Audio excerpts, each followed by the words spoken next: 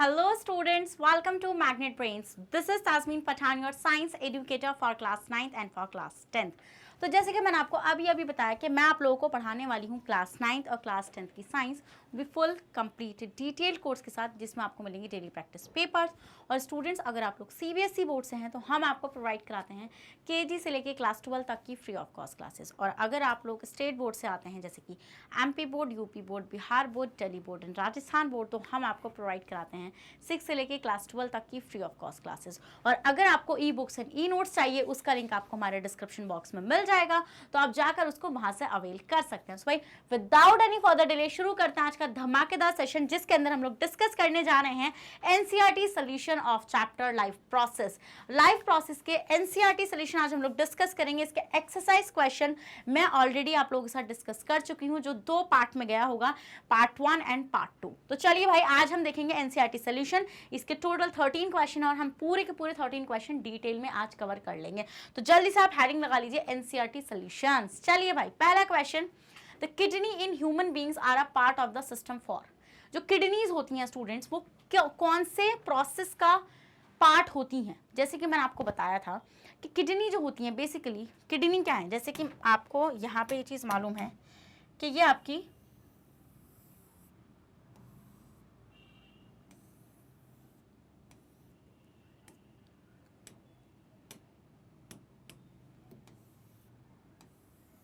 जैसे किडनी है स्टूडेंट्स, तो किडनी में ये आपका एक्सक्रीटरी सिस्टम होता है। क्या है ये आपका? ये एक्सक्रीटरी सिस्टम है आपका। तो उसमें आप देखते हैं कि किडनी के अंदर छोटी छोटी यूनिट्स हैं, जिनको हम बोलते हैं नेफ्रॉन। और उन नेफ्रॉन में क्या बन रहा होता है? उसमें बन रहा होता है यूरिन। क्या बन रहा होता है? यूरिन बन रहा होता है। तो हम ये देखते हैं कि वो यूरिन, मतलब जितना भी लिक्विड वेस्ट होता है, वो यूरिन की फॉर्म में बॉडी से बाहर आ जाता है। तो इस प्रोसेस को हम लोग क्या बोलते हैं? रिमूवल ऑफ नाइट्रोजनस वेस्ट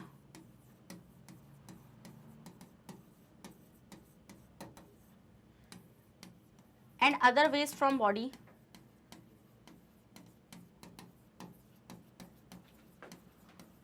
इसी को हम बोलते हैं students excretion.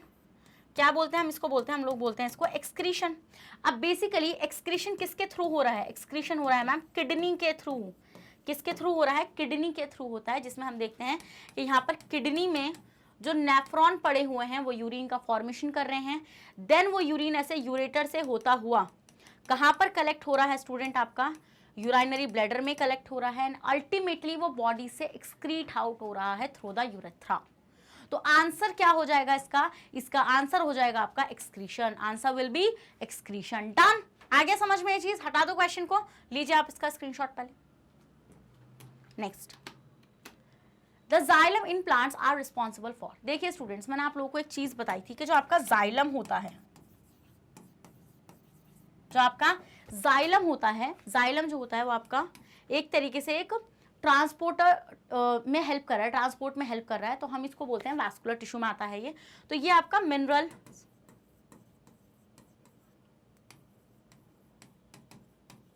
Water and minerals को जाइलम जो होता है वो आपका ट्रांसपोर्ट कराता है in plants.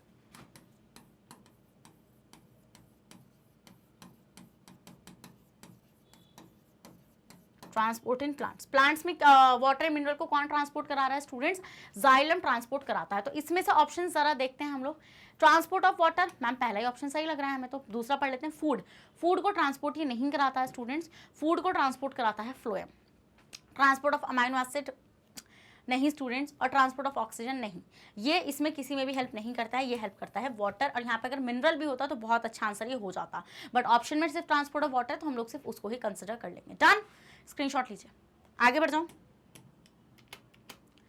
The autotrophic mode of nutrition require. अब आ जाइए भाई, ऑटोट्रॉफिक मोड क्या होता है? मैंने आप लोगों को बताया था कि autotrophic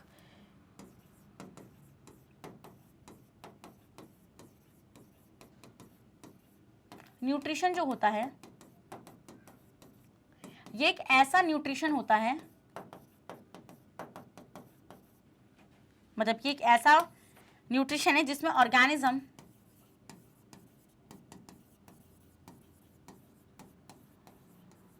makes their own food। जिसमें ऑर्गेनिज्म क्या करता है स्टूडेंट, अपना खाना खुद से बनाता है। क्या करता है, अपना खाना खुद से बनाता है। यही होता है आपका ऑटोट्रॉफिक न्यूट्रिशन। समझ में आप लोगों को पॉइंट। इसमें आपके मेनली कौन आते हैं, इसमें आपके मेनली आते हैं प्लांट्स एंड कुछ बैक्टीरियाज जो फोटोसिंथेटिक है नेचर में। अब इसमें ये लोग क्या करते हैं, इसमें ये लोग इनऑर्गेनिक सब्सटेंस का इस्तेमाल करते हैं, लाइक CO2, वाटर, एंड यहां से फॉर्मेशन करते हैं ये ग्लूकोज का C6H12O6 एंड साथ में रिलीज करते हैं ऑक्सीजन। और यहां पर इन लोगों को जरूरत पड़ती है स्टूडेंट सनलाइट की, क्योंकि ये जो अजूबा है ये सिर्फ यही कर सकते हैं, वो भी सनलाइट की प्रेजेंस में। अब मान लो मैं आपको बोलूं कि मैं आप लोगों को धूप भी दे रही हूँ और सब कुछ दे रही हूँ, धूप में खड़ा कर दूँ, वहाँ पर कोई जादूगरी करके खाना बना दूँ, ऐसा थोड़ी होता है। हम नहीं कर सकते ऐसा, हमारे अंदर कोई ऐसी पावर नहीं है कि धूप में खड़े होकर जादू कुछ करा। जैसे वो नहीं था, कोई मिल गया जो मूवी थी, उसमें वो जो जादू था उसको धूप मिलती थी जब भी वो चार्ज होता था। तो हमारे पास ऐसी कोई प्रॉपर्टी नहीं है कि हम जाके खड़े हो जाएं वहाँ पे हमारे अंदर एनर्जी आ जाए। ऐसा होता तो भाई क्या ही बात होती, जिंदगी बहुत आसान होती। सनलाइट एंड क्लोरोफिल, तो ये होता है आपका ऑटोट्रॉफिक न्यूट्रिशन। तो अभी बोल रहे हैं इसके लिए क्या क्या जरूरत पड़ती है। तो आपने देखा CO2 की जरूरत मैंने आपको दिखाई है यहाँ पे, वाटर की जरूरत भी मैंने आपको दिखाई है यहाँ पे, सनलाइट की जरूरत भी दिखाई है, क्लोरोफिल की जरूरत भी दिखाई है। सब कुछ ये चारों चीज़ों की नेसेसिटी हमें होती है। और यहाँ पर आंसर हो जाएगा इसका ऑल ऑफ द अबव। तीनों के तीनों ऑप्शन बहुत ज़्यादा इंपॉर्टेंट है, क्योंकि चारों की चारों चीज़ें आपकी क्या हैं, रिक्वायर्ड होती हैं for the autotrophic mode of nutrition के लिए। समझ में आई ये चीज़ या नहीं समझ में आई, जल्दी से बताओ। आ गई, इसी बात पर रेड हार्ट कमेंट कर दो। चलो भाई, लो इसका स्क्रीनशॉट ले लिया, आगे बढ़ जाऊं। Okay, next question. The break down of pyruvate to give carbon dioxide, water and energy takes place in. Okay, ये बोल रहे हैं स्टूडेंट्स के जैसे कि मान लीजिए आपके पास ये सेल है एंड इसके अंदर there is a organelle here,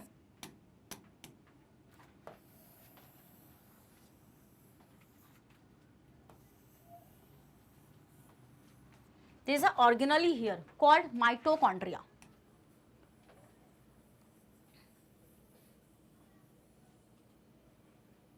क्या है students, this is a organelle here mitochondria. तो आपको ये चीज अच्छे से पता होगी कि जो भी ग्लूकोज आपके पास प्रेजेंट रहता है,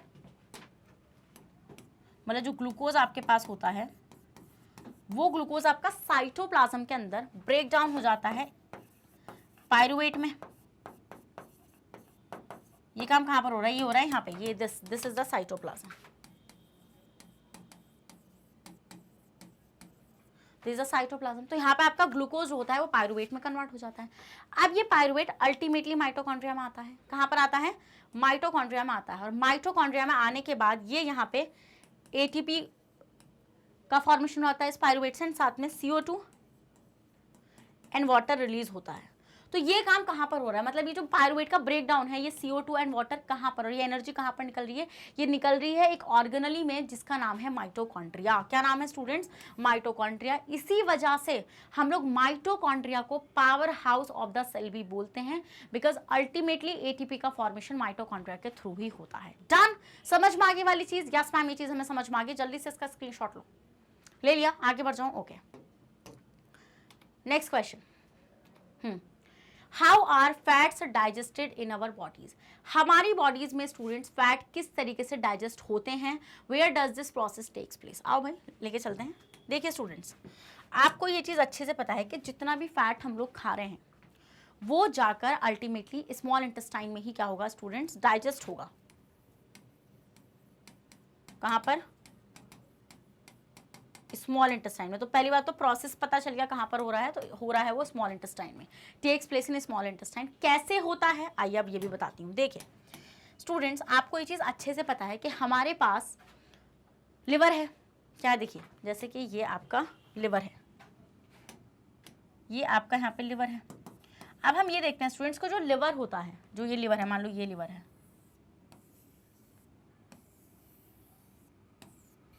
दिस इज द लिवर। अब हम ये देखते हैं कि जो लिवर है स्टूडेंट, ये बना रहा है बाइल। क्या बनाता है ये, फॉर्म्स बाइल। बट ये बाइल बनाने के बाद खुद के पास स्टोर नहीं करता ना, ये इसको स्टोर करता है। ये इसको कहाँ स्टोर करता है, इन गॉल ब्लैडर। गॉल ब्लैडर, तो गॉल ब्लैडर इज बेसिकली यहाँ पर ऐसे इस तरीके से यहाँ पे होती है, ऐसे एक बैग लाइक स्ट्रक्चर होता है और यहाँ पर आपका बाइल स्टोर रहता है।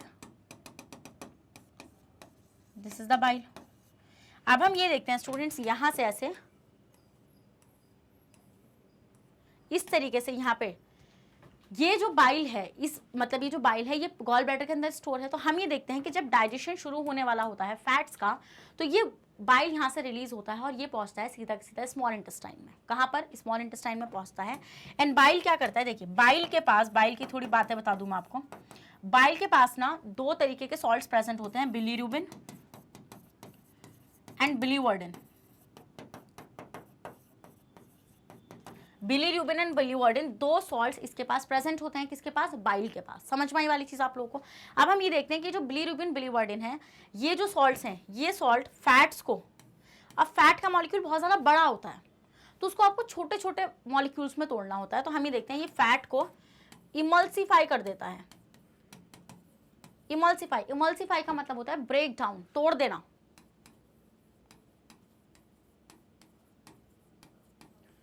और इस फैट के बड़े ग्लोब्यूल को, मतलब लार्ज फैट को, लार्ज फैट ग्लोब्यूल को ये तोड़ देता है स्मॉल फैट ग्लोब्यूल्स में।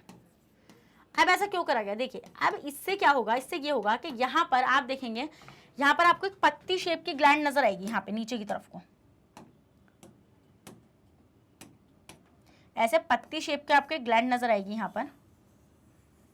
इस पत्ती शेप की ग्लैंड को हम लोग बोलते हैं स्टूडेंट्स पैनक्रियाज। क्या बोलते हैं हम इसको? हम इसको बोलते हैं पैनक्रियाज। अब ये जो पैनक्रियाज है, ये जो पत्ती शेप की ग्लैंड है, पैनक्रियाज जिसको हम बोल रहे हैं, तो वो पैनक्रियाज कुछ अपने एंजाइम्स रिलीज करती है और उस डाइजेस्टिव एंजाइम में एक एंजाइम होता है लाइपेज। तो बेसिकली लाइपेज इस फैट को, देखो ये जो बड़ा फैट का ग्लोब्यूल था, ये छोटे छोटे टुकड़ों में टूट गया है। तो इसका मतलब अब लाइपेज जो आ रहा है पैनक्रियाज से, वो आराम से इसके ऊपर काम कर सकता है। तो इसलिए हम लोगों ने लाइपेज की प्रॉब्लम को सॉल्व किया है यहाँ पे, जिसमें हम देखते हैं कि अब इस स्मॉल फैट ग्लोब्यूल पे कौन एक्ट करेगा? लाइपेज। और लाइपेज अल्टीमेटली इसको फैटी एसिड्स और साथ में ग्लिसरॉल में तोड़ देगा। और अब ये जो फैटी एसिड और ग्लिसरॉल है, basically it is absorb by the. Done? समझ में आई वाली चीज या नहीं आई? जल्दी से बताओ। यस मैम, ये चीज हमें समझ में आ गई है। तो आपको समझ में आया कि फैट कैसे डाइजेस्ट हो रहा है। मैम फैट कैसे डाइजेस्ट हो रहा है? सबसे पहले बाइल ने जाकर उस फैट के बड़े मॉलिक्यूल को क्या करा? इमल्सिफाई किया, तोड़ दिया, मतलब उसके अंदर जो सॉल्ट्स थे उन्होंने। उसके बाद उसको इस फॉर्म में लेकर आ गए कि जब पेनक्रियाज से एक एंजाइम आएगा लाइपेज, वो उस पर एक्ट करके उसको अल्टीमेटली किस में ब्रेक डाउन कर देगा students? Fatty acid and glycerol में कर देगा। और ये सारी रिएक्शन स्मॉल इंटेस्टाइन के अंदर चल रही होगी। कहाँ पर चल रही है स्टूडेंट्स? ये सारी साइट क्या है? Small intestine. डन? स्क्रीनशॉट लेना। चलिए नेक्स्ट क्वेश्चन तो पढ़ लें आप। Digestion of fat takes place in small intestine. तो फैट्स का डाइजेशन कहां पर हो रहा होता है स्टूडेंट्स? स्मॉल इंटेस्टाइन के अंदर हो रहा होता है। Bile juice secreted by the liver. Bile juice जो है वो लिवर से सिक्रीट हो रहा होता है। पोर्ड इन इंटेस्टाइन, इंटेस्टाइन में मतलब आता है वो, अलॉन्ग विद पैनक्रियाटिक जूस, जिसके अंदर पैनक्रियाटिक जूस भी रहता है। The bile salt present in the bile juice. अब बाइल जूस के अंदर होते हैं बाइल सॉल्ट्स जो इमल्सिफाई मतलब तोड़ देते हैं the large globule of fats, बड़े बड़े फैट के ग्लोब्यूल्स को। Therefore, by emulsification, large globule break down into fine globule to provide large surface area act upon by the enzyme, जिससे अब एंजाइम्स आराम से एक्ट कर सके किस पर? उन छोटे छोटे स्मॉल पार्टिकल्स पे, क्योंकि उनका सरफेस एरिया बढ़ चुका है। समझ में आई वाली चीज आप लोगों को? चलिए भाई नेक्स्ट, लाइपेज एंजाइम। अब मैंने आपको बताया कि पहले तो बाइल ने एक्ट करा, बाइल ने एक्ट करके क्या करा? बाइल ने उस बड़े फैट मॉलिक्यूल को छोटे फैट मॉलिक्यूल में तोड़ दिया।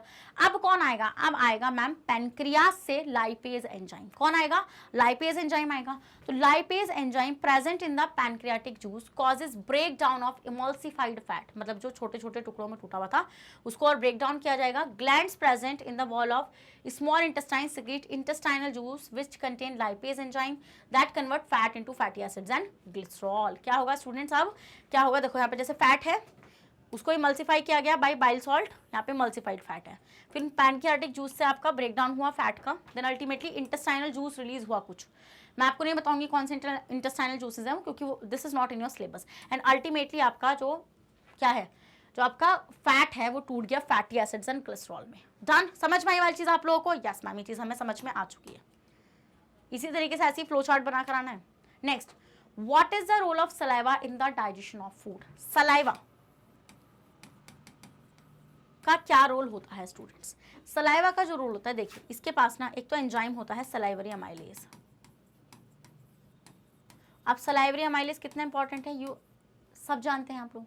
ये क्या करता है स्टूडेंट? ये करता है स्टार्च का 30% ब्रेक डाउन। ये स्टार्च को 30% डाइजेस्ट कर देता है और यहां से फॉर्मेशन कर देता है किसका? माल्टोज का, सिंपल शुगर।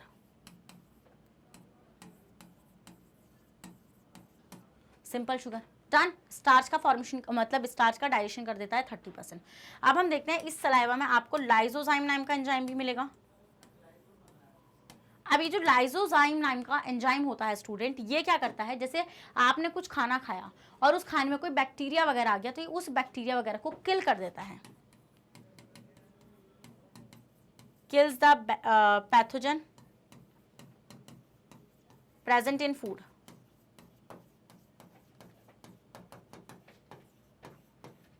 तो पैथोजन क्या है? डिजीज कॉजिंग ऑर्गेनिज्म, जो भी हमें डिजीज कॉज करेगा। मान लो आप गए कहीं बाहर मोमोज बर्गर तोड़ने, अब जब तुम मोमोज बर्गर तोड़ लेते तुम्हें नहीं दिख रहा था कि वहाँ पे कितनी गंदगी से वो चीज़ें बनाई जा रही थी, बट आपने खाई दबा के। उसके बाद हमने देखा कि उसमें मान लो क्या पता टाइफाइड वाला बैक्टीरिया हो, साल्मोनेला बैठा हो, साल्मोनेला करा आहा आजा भैया तू मोमोज खा ले, आज तेरे पेट में जाकर रहूँगा मैं। तो उससे बचने के लिए लाइसोजाइम वहाँ पे बैठा हुआ है, समझे? फिर ये फूड को सॉफ्टन कर देता है, सॉफ्टन द फूड। डन। तो ये रोल हो जाएगा सलाइवा का। समझ गए वाला पॉइंट है? नहीं समझे? यस मैम समझ गए, स्क्रीनशॉट लो। देखो तो सलाइवा कंटेन्स सलाइवरी अमाइलेज, जबान ना मेरी समझ रहे हो ना तुम लोग, that breaks down starch into sugar like maltose. ये क्या करता है? ये स्टार्च को सलाइवरी अमाइलेज जो होता है ये सिंपल शुगर में तोड़ देता है। कौन से सिंपल शुगर है? माल्टोज। फिर हम देखते हैं saliva keeps the mouth cavity clean. Saliva हमारी माउथ कैविटी को क्लीन रखता है। एंड मॉइस्चर द फूड, वही मैंने आपको बताया, सॉफ्ट कर देता है, मॉइस्ट कर देता है। Help in chewing and break down the big pieces of food into smaller one, जिससे आराम से उस खाने को चबाया जा सके और खाया जा सके। समझे वाला पॉइंट आप लोग? Done. Next question, what are the necessary conditions और autotrophic nutrition and what are its by product? Okay, क्या क्या नेसेसरी कंडीशंस रहेंगी for the autotrophic nutrition and क्या क्या इसके बाय प्रोडक्ट्स रहेंगे? तो ये चीज़ मैंने आपको बहुत अच्छे से सिखाई थी, बट वापस से सिखाऊंगी, डोंट वरी। चलिए तो स्टूडेंट्स हम देखते हैं यहाँ पे आपका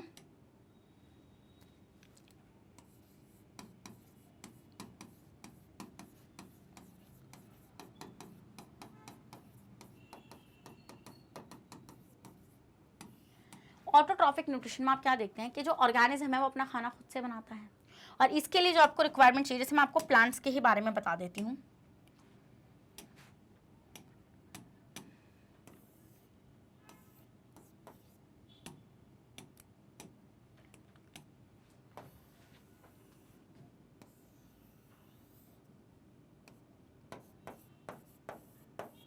योगी लीफ क्या होगी स्टूडेंट्स? योगी लीफ। तो हम ये चीज़ नोटिस करते हैं कि इस लीफ में एक रिएक्शन चल रही होती है जिसको हम बोलते हैं फोटोसिंथेसिस।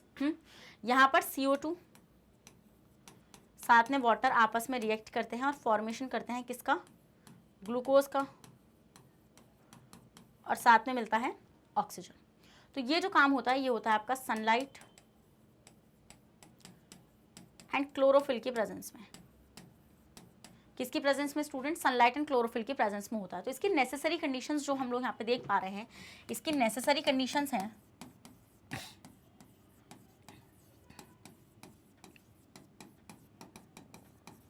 मतलब जो बहुत ज़रूरी हैं, इसकी नेसेसरी कंडीशंस हो जाएंगे आपकी CO2, water, sunlight and chlorophyll.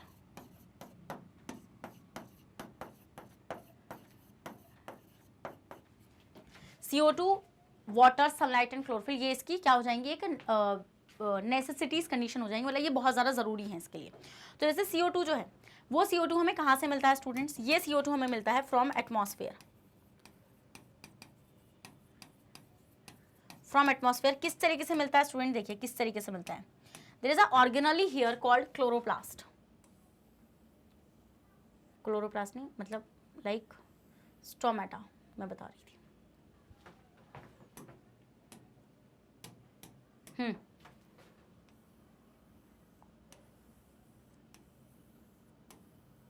इस तरीके से होता है स्टूडेंट यहाँ पर। तो हम ये देखते हैं these are the subsidiary cell,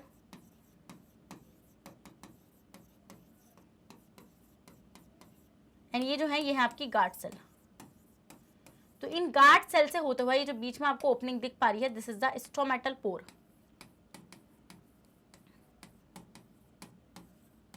क्या है, ये है स्टोमेटल पोर, जिसके थ्रू CO2 अंदर जाएगा और O2 बाहर आएगी। तो बेसिकली हमने CO2 को, जो हमारी एक बेसिक रिक्वायरमेंट है ऑटोट्रॉफिक न्यूट्रिशन के लिए, उसको फ्रॉम एटमॉस्फेयर से स्टोमेटा के थ्रू अंदर ले लिया। ठीक है, फ्रॉम एटमॉस्फेयर थ्रू स्टोमेटा।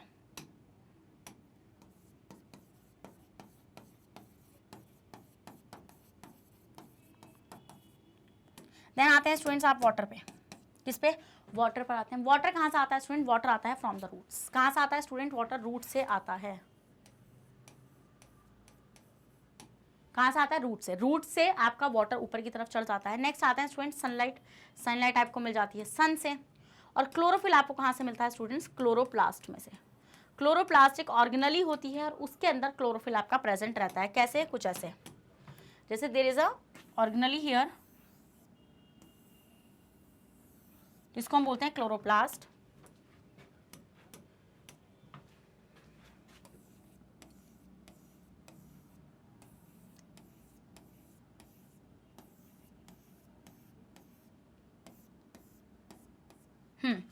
तो यहां पर अंदर इसके भरा हुआ होता है आपका क्लोरोफिल।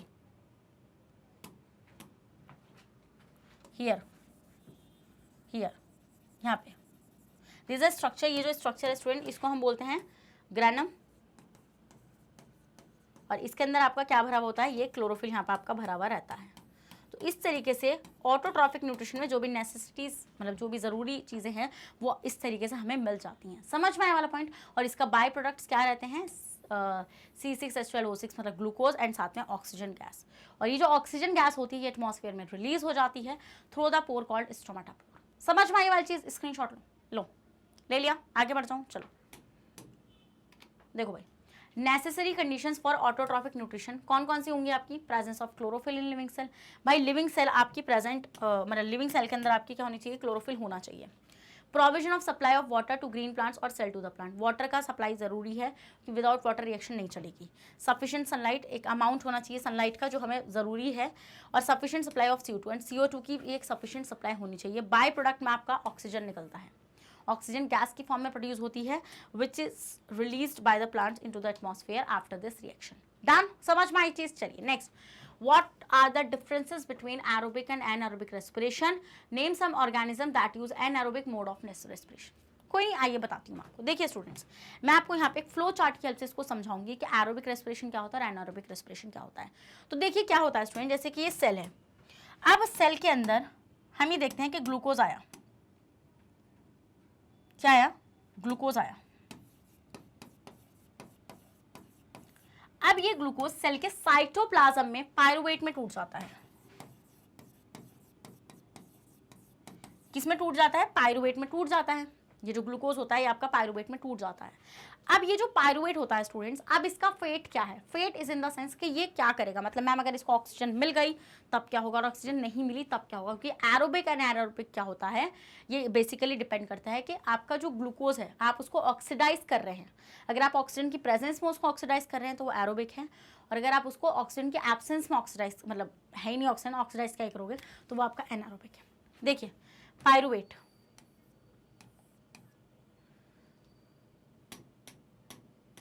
तो हम ये देखते हैं स्टूडेंट्स यहाँ से कि अगर आपको ऑक्सीजन मिल गई तो इट मीन्स कि ये काम चल रहा है आपका माइटोकॉन्ड्रिया। मान लीजिए माइटोकॉन्ड्रिया में ये काम होगा। अगर आपको ऑक्सीजन मिल गई तो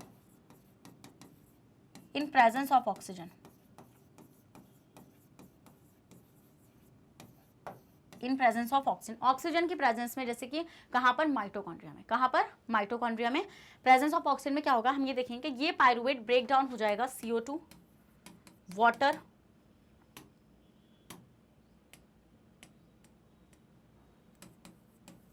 एंड साथ में एटीपी निकलेगी। क्या निकलेगी? एटीपी।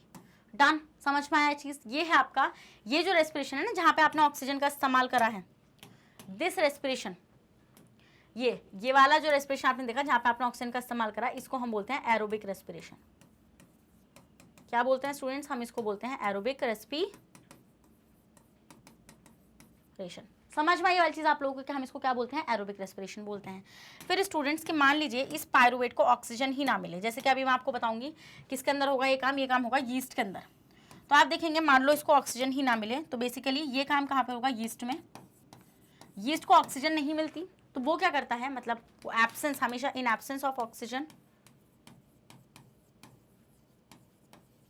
तो जब वो यीस्ट में ये काम करता है तो हम ये देखते हैं ग्लूकोज से पायरुवेट जो बनता है, पायरुवेट से आगे फॉर्मेशन होता है इथेनॉल का, C2H5OH, एंड साथ में रिलीज होता है आपका क्या? CO2, एंड साथ में रिलीज होती है ATP। अब आप देखेंगे स्टूडेंट कि यहाँ पर ऑक्सीजन यूज ही नहीं हुआ। क्या हुआ? यहाँ पर ऑक्सीजन यूज ही नहीं हुआ। तो अगर यहाँ पर ऑक्सीजन यूज ही नहीं हुआ तो ऐसे रेस्पिरेशन को हम कंसिडर करते हैं एनारोबिक रेस्पिरेशन।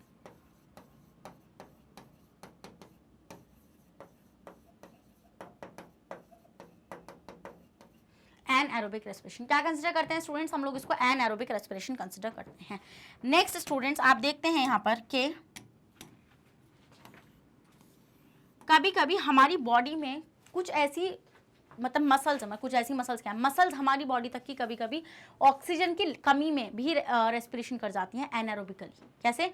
एनारोबिकली मतलब कमी होती है ऑक्सीजन की बहुत ज़्यादा, तो उनको बिना ऑक्सीजन के ही काम करना पड़ता है। तो अगर मान लीजिए ये काम हो रहा है मसल्स में,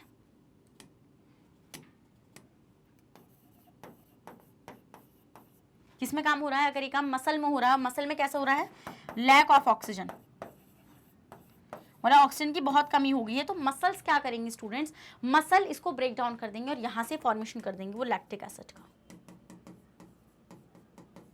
लैक्टिक एसिड का फॉर्मेशन करेंगी, साथ में आपकी रिलीज होगी एटीपी। डन। ये वाला रेस्पिरेशन भी आपका किसके अंदर कंसिडर होता है? एनारोबिक रेस्पिरेशन के अंदर ही कंसिडर होता है, क्योंकि आपने यहाँ पे एनारोबिकली ये काम करा है। आप सोच रहे होंगे ऐसा क्यों हुआ? क्योंकि मान लीजिए आपने कोई विग्रस एक्सरसाइज कर ली, विग्रस एक्सरसाइज मतलब आप भागने लगे, दौड़ने लगे, ऐसा कुछ हुआ, तो हम ये चीज़ नोटिस करते हैं उसके अंदर कि विग्रस एक्सरसाइज जब आपने करी तो आपकी मसल को sufficient amount of oxygen provide ही नहीं हुई, जिसकी वजह से आपकी मसल को मजबूरी में कैसे काम करना पड़ा?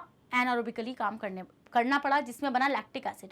अब ये लैक्टिक एसिड आपका क्रैम्प्स कॉज करता है, जिससे आपके पैरों में दर्द होता है, सोरिंग होती है। समझे वाला पॉइंट? अगर आपने कोई फिजिकल एक्सरसाइज कभी करी है तो आपने देखा होगा जिस दिन फिजिकल एक्सरसाइज करते हैं उसके अगले दिन बॉडी बहुत ज़्यादा खुलती है, मतलब बहुत ही पेन करती है, क्योंकि वहाँ पे लैक्टिक एसिड का एक्यूमुलेशन हो जाता है और लैक्टिक एसिड के एक्यूमुलेशन की वजह से हमें वहाँ पे पेन फील होता है। डन। समझे वाला पॉइंट या नहीं समझे? जल्दी से बताओ भाई, समझ गए नहीं समझे? पहले जल्दी से इसका स्क्रीनशॉट लो, फिर आगे हम लोग इसका आंसर भी पढ़ लेंगे। लिया स्क्रीनशॉट? अब देखो यहाँ पे, चलो भाई अब पढ़ लेते हैं। यहाँ पे एरोबिक रेस्पिरेशन क्या होता है? जो ऑक्सीजन की प्रेजेंस में होता है, और एनारोबिक रेस्पिरेशन क्या होता है? जो एब्सेंस ऑफ ऑक्सीजन में होता है। डन। समझे वाला point? Next, complete breakdown of food occurs in aerobic. अब देखो एरोबिक रेस्पिरेशन के अंदर ग्लूकोज का कंप्लीट ब्रेकडाउन होता है। क्या? कंप्लीट ब्रेकडाउन होता है, बट इसमें पार्शियल ब्रेकडाउन होता है, जिसकी वजह से हमें पूरी एटीपी नहीं मिल पाती, क्योंकि कंप्लीट ब्रेकडाउन ऑक्सीजन का जब भी हो सकता है जब उसको ऑक्सीजन मिले, जब उसको सफिशिएंट अमाउंट ऑफ ऑक्सीजन मिले। समझे वाला पॉइंट आप लोग? तो पार्शियल ब्रेकडाउन होता है फूड का occur in anaerobic respiration. Done. आगे बढ़ जाऊं? यस मैम, आगे बढ़ जाइए। Next, the end product in aerobic respiration are CO2 and water. ये चीज़ आपको पता है कि जो एंड प्रोडक्ट होता है वो CO2 एंड वाटर होता है, एंड साथ में एटीपी तो रिलीज होती है। बट इसमें अगर हम लोग बात करें एनारोबिक रेस्पिरेशन, अगर वो यीस्ट में हो रहा है तो इथेनॉल एंड CO2, और अगर वो मसल में हो रहा है जैसे एनिमल मसल में हो रहा है तो lactic acid. Done. Next, aerobic respiration produces a considerable amount of energy. Aerobic respiration में बहुत ज्यादा अमाउंट ऑफ एनर्जी निकलती है। कितना? एक ग्लूकोज का मॉलिक्यूल 38 एटीपी का फॉर्मेशन करता है, और यहाँ पर सिर्फ हमें 2 एटीपी ही मिल पाती हैं। Much less energy is produced in anaerobic respiration, बहुत ही कम। Some organism which use anaerobic respiration are yeast, bacteria etcetera. फिर मैंने आपको बताया था उसमें पूछा भी था, यहाँ पे रुको, वेट, जैसे आप देख भी पा रहे यहाँ पे पूछा था कि आपको ऑर्गेनिज्म का नाम बताना है जो एनारोबिक मोड ऑफ रेस्पिरेशन कर रहा है। तो यहाँ पे मैंने आपको यीस्ट का एग्जांपल फ्लो चार्ट में दिखाया था। यीस्ट एंड बैक्टीरिया ये सब क्या करते हैं स्टूडेंट्स? एनारोबिक रेस्पिरेशन करते हैं। पता है तुम लोग को एक फैक्ट बताती हूँ, कुछ बैक्टीरिया तो ऐसे हैं कि अगर आप उन्हें ऑक्सीजन दे दोगे ना वो मर जाएंगे। किल इटसेल्फ, मतलब वो मर जाए, मतलब वो ऑक्सीजन में सर्वाइव ही नहीं कर सकते। जैसे हम लोग विदाउट ऑक्सीजन सर्वाइव नहीं कर सकते, वो ऑक्सीजन में सर्वाइव नहीं कर सकते। देखो अब आते हैं नेक्स्ट क्वेश्चन पे, how are the alveoli design to maximize the exchange of gases. Okay, alveoli किस तरीके से डिजाइन हुई हुई है जिसकी वजह से वो ज्यादा से ज्यादा गैसेस एक्सचेंज करा सकें, आओ जरा बताते हैं हम आपको। देखिए student, this is the alveoli.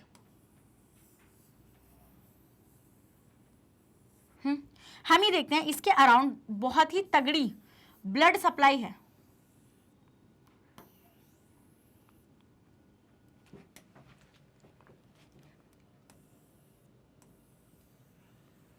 और ये है आपकी alveoli.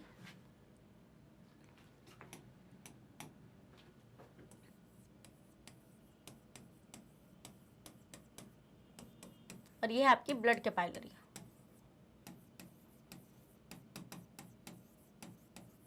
This is the blood capillary and this is the alveoli. Done. तो अब आप देखिए यहाँ पे हम ये चीज नोटिस करते हैं स्टूडेंट कि एल्वुलाई जो है ना वो भी एपिथेलियल, मतलब स्क्वैमस एपिथेलियल टिश्यू से लाइंड होती है। क्या? स्क्वैमस एपिथेलियल टिश्यू से लाइंड होती है अंदर की तरफ से। जैसे मैंने आपको बताया था कि आप एक नेट का दुपट्टा ले लीजिए,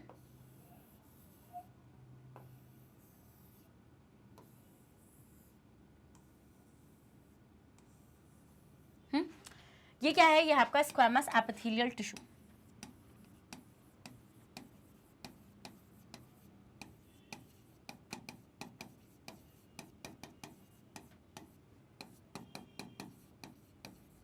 क्या है? ये है आपका स्क्वामस एपिथेलियल टिश्यू। हम ये देखते हैं स्टूडेंट्स, ये काफी पतली इसकी वॉल्स होती हैं। इसकी वॉल्स को पतला होना ही पड़ेगा क्योंकि इसको कराना है एक्सचेंज, तो इसलिए ये बनी हुई होती है स्क्वामस एपिथेलियल टिश्यू की। जैसे एक तरीके से नेट का दुपट्टा, जैसे नेट का दुपट्टा दूं मैं आपको और आपको बोलूं कोई चीज आप छान दो तो आप इजीली छान दोगे, बस ऐसी होती है ये। फिर हम देखते हैं यही सेम टिश्यू, या फिर सेल्स आप लिख लीजिए यहाँ पे। फिर हम देखते हैं यही सेम टिश्यू ब्लड कैपिलरी को भी लाइन कर रहा होता है, सेम सेल्स। ये भी स्क्वैमस एपिथेलियल ही हैं, बट इनका स्पेशल नाम हो जाता है, इनको हम बोलने लगते हैं endothelium.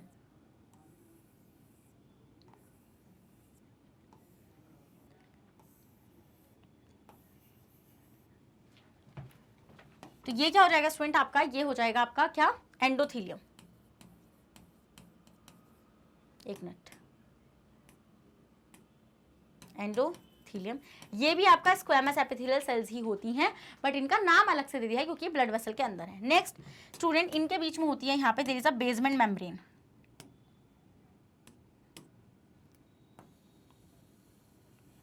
Which I am making in a purple colour. नहीं, पर्पल नहीं, लेवेंडर है ना ये।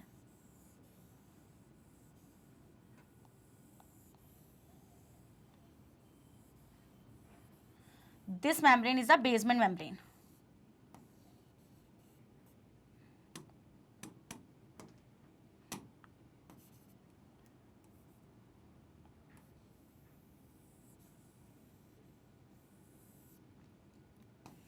This is the basement membrane.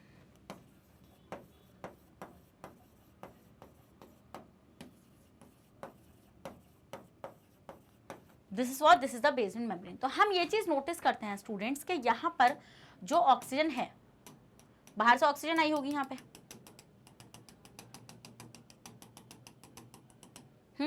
और यहाँ पर अंदर होगी CO2 ब्लड वेसल में, क्योंकि ये ब्लड जो है ये कहाँ से आ रहा है? ये सेल्स के पास से आ रहा है, तो इसमें CO2 होगी। अब हम ये देखेंगे स्टूडेंट के डिफ्यूजन के थ्रू ये आराम से ऑक्सीजन एल्वुलाई से ब्लड कैपिलरी में आ जाएगी और CO2 ब्लड कैपिलरी से एल्वुलाई में चली जाएगी। डन। तो हम ये देखेंगे ऑक्सीजन यहाँ पर आ जाती है और CO2 कहाँ चली जाती है? एल्वुलाई में चली जाती है। डन। ये होता है डिफ्यूजन के थ्रू। तो इस तरीके से आपकी एल्वुलाई डिजाइन हुई हुई है जिससे हम लोग ज्यादा से ज्यादा एक्सचेंज ऑफ गैसेस करा सकें। समझ में आई ये चीज या नहीं समझ में आई? भाई जल्दी से बता दो, समझ में आई नहीं समझ में आई? पहले आप इसका स्क्रीनशॉट लो, जरा ले लिया आपने इसका स्क्रीनशॉट? आगे बढ़ जाओ। यस मैम, आ जाओ। अब देखो, the alveoli are thin walled and richly supplied with a network of blood vessels to facilitate exchange of gases between blood and air filled alveoli. Alveoli जो है स्टूडेंट्स वो बलून लाइक स्ट्रक्चर्स हैं, hence provide maximum surface area for exchange of gases. देख रहे हैं आप, आबड़ खाबड़ हैं जिससे ज्यादा से ज्यादा सरफेस एरिया आपको मिल सके। एक मिनट,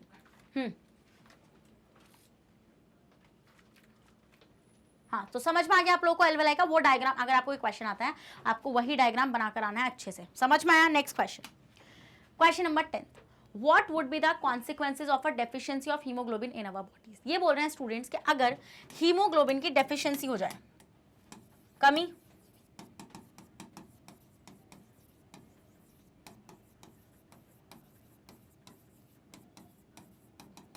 डेफिशिएंसी ऑफ हीमोग्लोबिन मतलब हीमोग्लोबिन की जब कमी हो जाएगी तो क्या होगा, मतलब आपकी बॉडी में क्या होगा। देखिए स्टूडेंट, जब हीमोग्लोबिन की कमी होगी तो हम ये देखेंगे हीमोग्लोबिन जो होता है कैरीज ऑक्सीजन। हीमोग्लोबिन क्या कैरी करता है स्टूडेंट्स? ऑक्सीजन को कैरी करता है। तो अब हम ये चीज नोटिस करते हैं कि अगर हीमोग्लोबिन ही कम हो गया तो ऑक्सीजन सही से सप्लाई नहीं हो पाएगा, तो supply of oxygen will decrease. और अगर ऑक्सीजन की सप्लाई कम जाएगी सेल्स के पास तो सेल्स सही से ग्लूकोज को ऑक्सीडाइज नहीं कर पाएंगी, तो cells will not oxidize the glucose efficiently, और जिसकी वजह से एनर्जी का प्रोडक्शन कम होगा।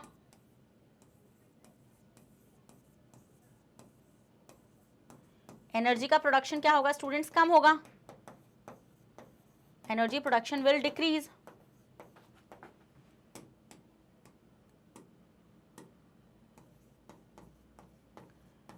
एनर्जी प्रोडक्शन क्या हो जाएगा स्टूडेंट्स? कम हो जाएगा। और जब एनर्जी प्रोडक्शन कम होगा तो हमें थकान फील होने लगेगी।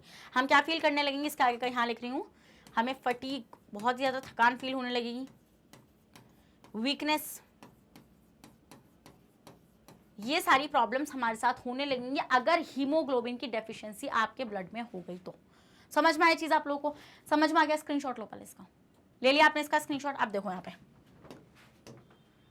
देखो, due to deficiency of haemoglobin, haemoglobin की डेफिशिएंसी की वजह से ऑक्सीजन कैरिंग कैपेसिटी कम हो जाएगी। अब देखो, जब हीमोग्लोबिन ही तो ऑक्सीजन को कैरी कर रहा है ना, अब आपके पास हीमोग्लोबिन ही कम है तो ऑक्सीजन कहाँ से लेके जाओगे? नहीं लेके जा पाओगे।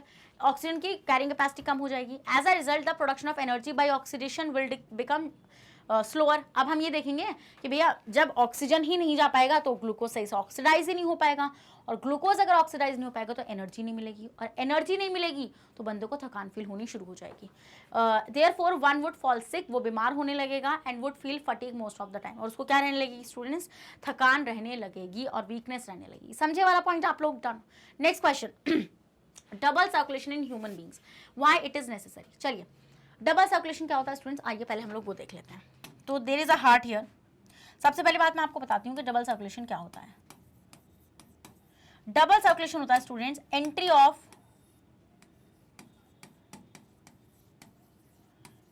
Of blood twice in a heart. Heart में किसकी एंट्री होना? ब्लड की एंट्री होना 2 बार। ये क्या कहलाता है स्टूडेंट आपका? ये कहलाता है डबल सर्कुलेशन। क्या कहलाती है ये वाली चीज? डबल सर्कुलेशन कहलाती है। अब हार्ट के अंदर 2 बार ब्लड जाएगा, आइए देखते हैं कैसे जाएगा। देखिए, ये है आपका हार्ट,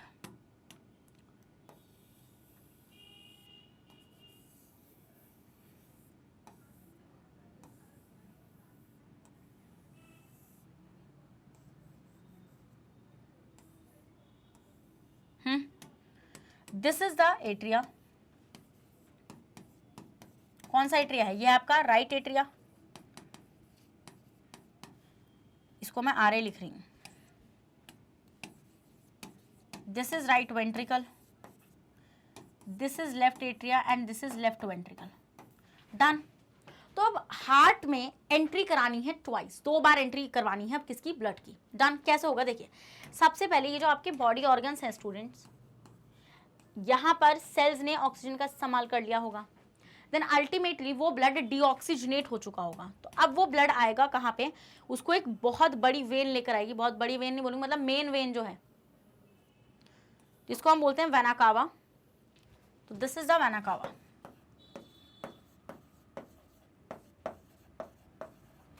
डन। तो आपकी जो वेना कावा होगी स्टूडेंट, वो मेन आर्टरी, वो मेन वेन है, वेन। तो मेन वेन है ये क्या करेगी? डीऑक्सी ब्लड को कैरी करेगी। देन अल्टीमेटली वो डीऑक्सीजनेटेड ब्लड की एंट्री होगी आपके राइट एट्रिया में, और राइट एट्रिया से वो ब्लड जाएगा राइट वेंट्रिकल में। अब राइट वेंट्रिकल इस ब्लड को पुश मारेंगे कहां पर, इसको पुश मारा जाएगा टुवर्ड्स द लंग्स। कहां पर, लंग्स में पुश मारा जाएगा इसको।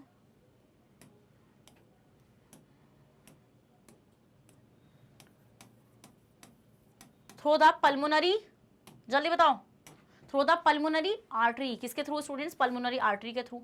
अब वहां से लंग ऑक्सीजनेट कर देगा इस ब्लड को, एंड देन ये जो है पल्मोनरी वेन के थ्रू होता हुआ, किसके थ्रू होता हुआ, पल्मोनरी वेन के थ्रू होता हुआ कहां पर आ जाएगा, हार्ट में वापस आ जाएगा। बट वो ब्लड होगा आपका डीऑक्सीजनेटेड ब्लड, वो ऑक्सीजनेटेड ब्लड, और वो कहां पर आएगा आपका लेफ्ट एट्रिया में आएगा। अब लेफ्ट एट्रियस को पुश मारेंगे लेफ्ट वेंट्रिकल में। कहां पुश मारेंगे, लेफ्ट वेंट्रिकल में। लेफ्ट वेंट्रिकल इसको मेन आर्टरी से होते हुए, कौन है मेन आर्टरी, एओर्टा। क्या है मेन आर्टरी आपकी, एओर्टा। एओर्टा से होते हुए ये ब्लड आपकी बॉडी को सप्लाई हो जाएगा, ये ब्लड आपकी बॉडी को सप्लाई हो जाएगा। Done, this is double circulation. It means कि मैम हार्ट का दो बार, मतलब हार्ट में दो बार ब्लड का आना। कैसे, पहली बार में आया बॉडी से राइट वाले पार्ट के पास, पहला कहां पर आया, पहला मतलब जैसे आप देखेंगे दो सर्कुलेशन है ना इसमें, डबल का मतलब है पहली सर्कुलेशन हुई between the body and the right part of the heart, और दूसरी सर्कुलेशन कहां पर होती है, between the lungs and the left part of the heart. तो बेसिकली आपका डीऑक्सी ब्लड भी हार्ट के अंदर ही एंट्री ले रहा है, और ऑक्सीजनेटेड ब्लड भी हार्ट के अंदर ही एंट्री ले रहा है। उसके बाद बॉडी को उसकी सप्लाई दी जा रही है। क्या दी जा रही है, उसके बाद बॉडी को उसकी सप्लाई दी जा रही है। तो समझ में आया आप लोगों को डबल सर्कुलेशन क्या होता है, बस ये होता है double circulation. Why is it necessary students, ये नेसेसरी इसलिए होता है क्योंकि हर सेल की ऑक्सीजन डिमांड होती है। उस ऑक्सीजन डिमांड को हम इजीली पूरा कर पाते हैं थ्रू दिस, क्योंकि हम मिक्स ब्लड नहीं दे रहे हैं उसको, हम लोग कैसा ब्लड दे रहे हैं, बिल्कुल ऑक्सी ब्लड दे रहे हैं, डीऑक्सी ले रहे हैं, ऑक्सी दे रहे हैं। इस तरीके से सेल की रिक्वायरमेंट ऑक्सीजन वाली पूरी होती रहती है, एंड ग्लूकोज वगैरह जो भी न्यूट्रिएंट्स उसको चाहिए होता है। ले लो इसका स्क्रीनशॉट। आओ देखो, in our heart blood enters twice. जब ब्लड हार्ट में दो बार एंट्री लेगा, and also pumped out twice from the heart, और वापस से हार्ट से निकलेगा। The deoxygenated blood from the body is brought to the right atrium. हम देखते हैं कि जो डीऑक्सी ब्लड है वो कहाँ पर लाया जाता है, राइट एट्रियम में लाया जाता है through the vena cava, from where it is sent to right ventricle. अब ये राइट वेंट्रिकल में भेजा जाएगा। From right ventricle the blood is pump to the lungs for oxygenation through pulmonary artery. वही चीज बताइए मैंने, ये है पल्मोनरी आर्टरी, ये दिस इज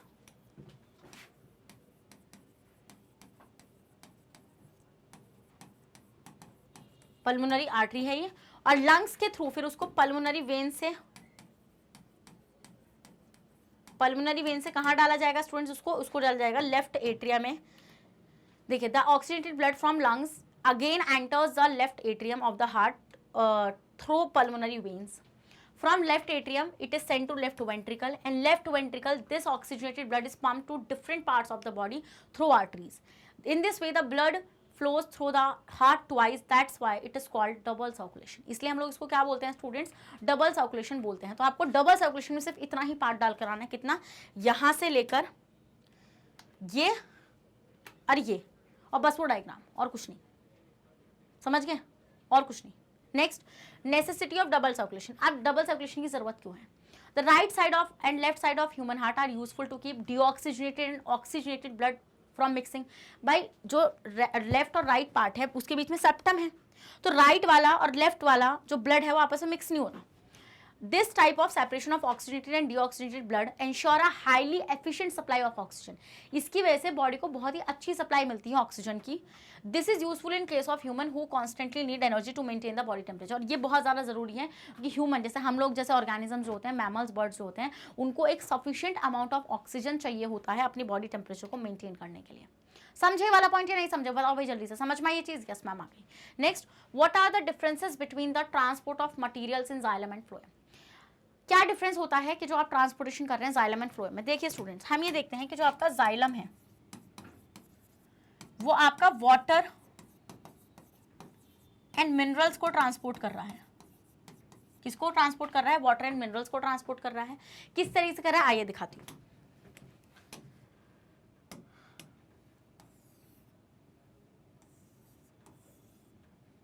देखो, हम ये देखते हैं स्टूडेंट, यहाँ पर ये रूट है,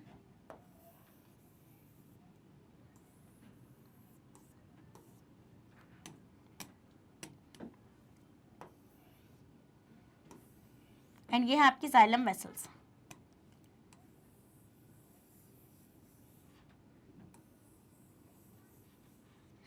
तो हम ये देखते हैं स्टूडेंट, यहाँ से पानी एब्जॉर्ब होता है, यहाँ से ऐसे वाटर एब्जॉर्ब होता है, वाटर एब्जॉर्ब होकर अपवर्ड डायरेक्शन में ऊपर चढ़ जाता है और इसी में डिसॉल्व होते हैं मिनरल्स, वो भी इसी के थ्रू ऊपर चढ़ जाते हैं। तो वाटर बेसिकली क्या कर रहा है, पानी को अपवर्ड डायरेक्शन में लेकर जा रहा है, मिनरल्स को भी लेकर जा रहा है। तो ये यहाँ पर हम देख रहे हैं कि ये कर रहा है जाइलम। जाइलम ये काम करता है, जाइलम ये टिश्यू है, ये कंडक्टिंग टिश्यू है जो वाटर एंड मिनरल को क्या कर रहा है, ऊपर लेकर जा रहा है। फिर आते हैं स्टूडेंट्स फ्लोएम पर। तो फ्लोएम में क्या होता है, फ्लोएम क्या ट्रांसपोर्ट कराता है, ट्रांसपोर्ट फूड। ये फूड को ट्रांसपोर्ट कराता है कहां से, देखो जाइलम ये काम करता है from roots to leaves and stem, leaves and stem तक। रूट से, हमेशा रूट से लेके जाएगा, हमेशा अपवर्ड डायरेक्शन में लेकर जाएगा। कैसे लेकर जाएगा, हमेशा अपवर्ड डायरेक्शन में लेकर जाएगा। अपवर्ड मतलब ऐसे ऊपर की तरफ को, डन। बट फ्लोएम क्या करता है, ट्रांसपोर्ट कराता है फूड को, और ये क्या करता है, ये कहां से ट्रांसपोर्ट कराता है, फ्रॉम लीव्स। ये लीव से ट्रांसपोर्ट होता है, from leaves to roots and stem,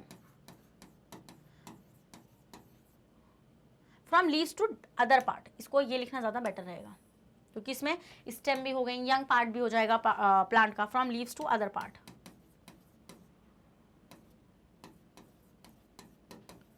other part of plant.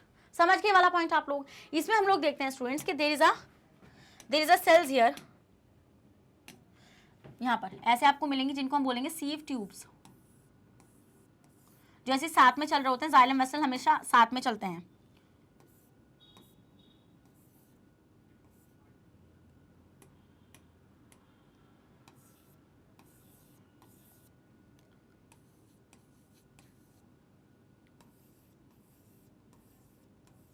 Done. अब हम देखते हैं इसके साथ में से कंपेनियन सेल्स भी पड़ी हुई होती हैं।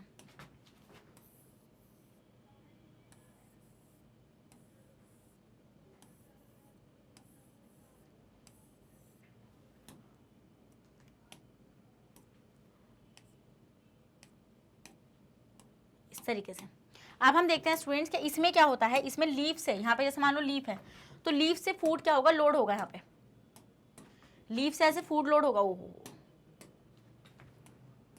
ऐसे लीफ से यहाँ पे फूड लोड होगा किसमें, इन सीव ट्यूब्स में, एंड देन अल्टीमेटली वो फूड ऊपर भी जाएगा और वो नीचे भी आएगा। तो इस तरीके से ये डिफरेंस होता है मटेरियल, मतलब कि किस तरीके से ट्रांसपोर्ट होंगे जाइलम एंड फ्लोएम में। तो जाइलम में हमेशा अपवर्ड रहता है और इसमें कैसा रहता है, बोथ डायरेक्शंस, दोनों डायरेक्शन में रहता है, अपवर्ड भी और आपका कैसा, डाउनवर्ड भी। समझ में आई वाली चीज आप लोगों को, यस मैम ये चीज हमें समझ में आ गई, पहले आप इसका स्क्रीनशॉट लीजिए। डन, चलिए next, xylem. Xylem conduct water and dissolved minerals from roots to leaves and other part. हम ये देखते हैं कि जाइलम जो होता है स्टूडेंट, वो वाटर और डिसॉल्व्ड मिनरल्स को कैरी करता है from roots to leave and other part, जैसे स्टेम वगैरह। फ्लोएम जो होता है वो प्रिपेयर्ड फूड, जो फोटोसिंथेसिस में खाना बनता है, उस फूड मटेरियल को लीव से लेकर निकलता है to the other part of the plant in the dissolve form, aqueous form में होता है वो खाना भी। एक्वस मतलब कि ऐसे घुला हुआ पानी में। In xylem the transport of material takes place through vessels and tracheids which are dead tissue. वही चीज मैंने आपको पीछे भी दिखाई है कि यहाँ पर आप देखेंगे दिस, कि ये जो है आपका ये क्या है, जाइलम वेसल है। जाइलम वेसल एंड ट्रकीड्स के थ्रू इसमें क्या होता है स्टूडेंट, आपका ट्रांसपोर्टेशन हम लोग देखा जाता है। जो डेड होते हैं, डेड होंगे ऑब्वियस सी बात है, क्योंकि ना पानी खींचना है भाई ऊपर, उनको बीच में कुछ नहीं चाहिए, उनको न्यूक्लियस वगैरह रख के कुछ नहीं करना। Done. Next, in phloem, phloem में क्या होता है, transport of material takes place through sieve tubes, sieve tubes के थ्रू with the help of companion cells which are living cells. देखिए सीव ट्यूब जो होती हैं बेसिकली स्टूडेंट्स आपकी, सीव ट्यूब्स जो होती हैं, जैसे ये हैं आपकी सीव ट्यूब्स दीज, तो ये डेड होती हैं क्योंकि इनको अल्टीमेटली अपने अंदर फूड को लोड करके ऊपर लेके जाना है और नीचे लेकर आना है। तो हम ही देखते हैं साथ में इनके कंपेनियन सेल्स पड़ी हुई होती हैं जो लिविंग होती हैं और जो अपना न्यूक्लियस वगैरह इनके साथ शेयर कर रही होती हैं। समझ में आया वाला पॉइंट आप लोगों को। डन, आगे बढ़ जाते हैं। नेक्स्ट, इन जाइलम अपवर्ड मूवमेंट। जाइलम में कैसी मूवमेंट होती है, अपवर्ड, हमेशा नीचे से ऊपर की तरफ, of water and dissolve mineral is mainly achieve by transpiration pull. Transpiration क्या होता है स्टूडेंट, स्टोमेटा के थ्रू इवापोरेशन हो रहा होता है जिसके थ्रू पानी ऊपर खिंच रहा होता है।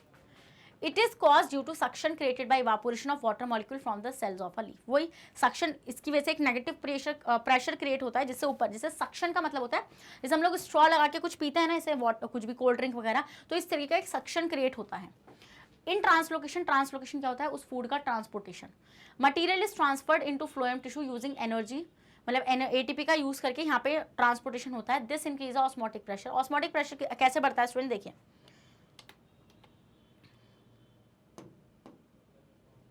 देखो, हम ये देखते हैं यहाँ से पानी निकलकर यहाँ आता रहता है, कहाँ पे, यहाँ पे एंट्री लेता रहता है, जिसकी वजह से ऑस्मोसिस हुआ, ये वाटर का मूवमेंट जो है, इसकी वजह से एक प्रेशर क्रिएट हो जाता है, जिसकी हेल्प से फ्लोएम जो है वो अपने फूड को ऊपर ट्रांसपोर्ट और नीचे ट्रांसपोर्ट करा सकता है in the phloem to tissue which has a less pressure, जिसमें लेस प्रेशर होता है। समझे? चलिए next question students, compare the functioning of alveoli in the lungs and nephron in the kidney with respect to their structure and functioning. Okay, alveoli and nephron में हमें difference देखना है, तो आओ जरा यहाँ पे दिखा देती हूँ मैं, एक मिनट। देखो एल्वोलाई एंड नेफ्रॉन में डिफरेंस, तो स्टूडेंट्स एल्वोलाई,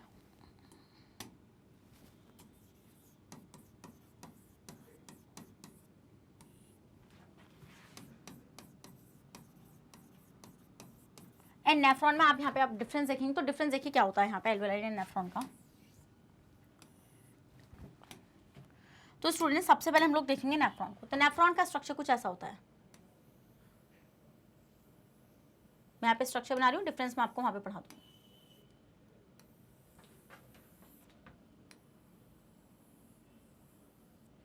आगे आप बनाना।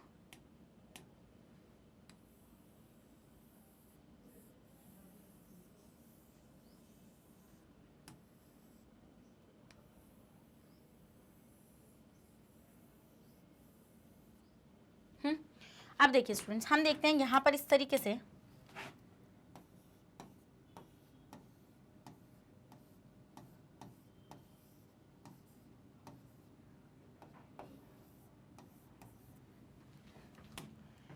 इनके पार्ट्स अगर मैं लेबल करूं, this is the glomerulus,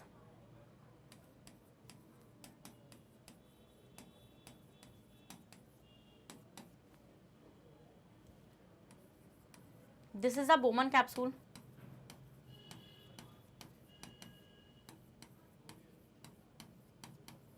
this is the PCT, this is the loop, Henle's loop, and this is the DCT, this is what, this is the DCT। अब हम students ये चीज देखेंगे, यहाँ पे ये हो गया नेफ्रॉन, और नेफ्रॉन में बेसिकली क्या होता है स्टूडेंट, यहाँ पे होता है ये यूरिन फॉर्मेशन में हेल्प करता है। किसमें हेल्प करता है? ये यूरिन फॉर्मेशन में आपकी हेल्प करता है कौन? नेफ्रॉन। और ये क्या है? ये एक फंक्शनल यूनिट है किडनी की। कितने होते हैं? 20 लाख होते हैं। वो 20 लाख टोटल में होते हैं, 10 लाख पर किडनी में होते हैं ये प्रेजेंट। आपके समझ में ये चीज़ आपको। अब अगर एल्वेलाई की बात करूँ तो एल्वेलाई एक बैग लाइक स्ट्रक्चर है, ऐसे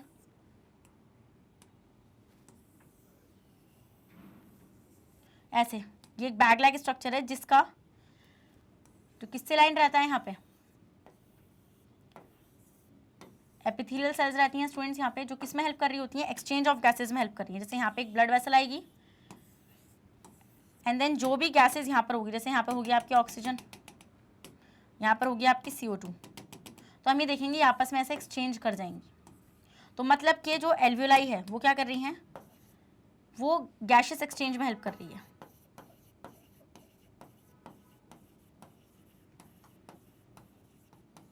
किस में हेल्प कर रही है स्टूडेंट्स? वो गैसेस एक्सचेंज में हेल्प कर रही होती है। क्या? आपकी एल्वेलाई। कितनी होती है मतलब दोनों की मिला के पर लंग्स में शायद ये 300 मिलियन और 400 मिलियन तक हो जाती हैं। डन। चलिए देखिए, अब देखिए यहाँ पे, तो देखिए alveoli are functional unit of lungs. Alveoli lungs की फंक्शनल यूनिट है, वही चीज़ मैंने आपको बताई थी। और नेफ्रॉन जो है वो किडनी की फंक्शनल यूनिट है। एल्वेलाई जो है स्टूडेंट ये फंक्शनल यूनिट है लंग्स की।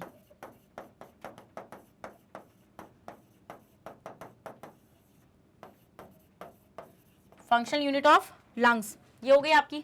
और ये जो हो जाएगी आपकी नेफ्रॉन जो हो जाएगा स्टूडेंट, ये क्या हो जाएगा आपका? फंक्शनल यूनिट ऑफ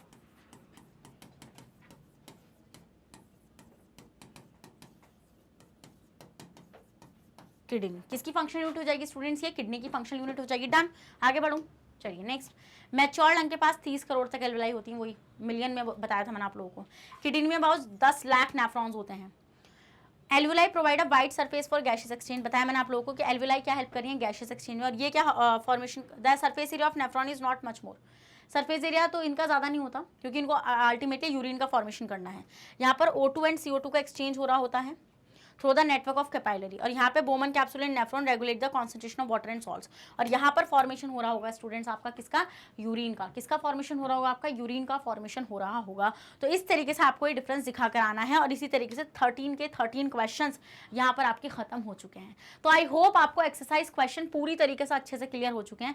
अगर भाई सेशन पसंद आया तो जल्दी से सेशन को लाइक कर दो और रेड हार्ट कमेंट करना बिल्कुल भी मत भूलना। और मैं वापस से एक और चीज़ आपको बताना चाहती हूँ कि मैग्नेट ब्रेन्स आपको प्रोवाइड कराता है फ्री ऑफ कॉस्ट एजुकेशन, जिसमें अगर आप लोग CBSE बोर्ड से आते हैं स्टूडेंट्स तो हम आपको प्रोवाइड कराते हैं KG से लेके क्लास 12 तक की फ्री ऑफ कॉस्ट क्लासेस। अगर आप लोग स्टेट बोर्ड से आते हैं जैसे कि MP board, UP board, Bihar board, Delhi board and Rajasthan board, तो हम आपको प्रोवाइड कराते हैं 6 से लेके क्लास 12 तक की फ्री ऑफ कॉस्ट क्लासेस। और अगर आपको E-बुक्स एंड E-नोट्स चाहिए उसका लिंक आपको हमारे डिस्क्रिप्शन बॉक्स में मिल जाएगा, तो आप जाकर उसको वहाँ से अवेल कर सकते हैं। और आप हमें कहाँ फॉलो कर सकते हैं, आप हमें फॉलो कर सकते हैं through YouTube, Facebook, Instagram, Twitter, Telegram and WhatsApp, इन सब के थ्रू आप हमें फॉलो कर सकते हैं। तो भाई मैं मिलती हूँ आपसे नेक्स्ट सेशन में, ऐसी धमाकेदार सेशन वो रहने वाला है। तो जब तक बने रहेगा मेरे साथ मैग्नेट ब्रेन्स पर। Thank you so much.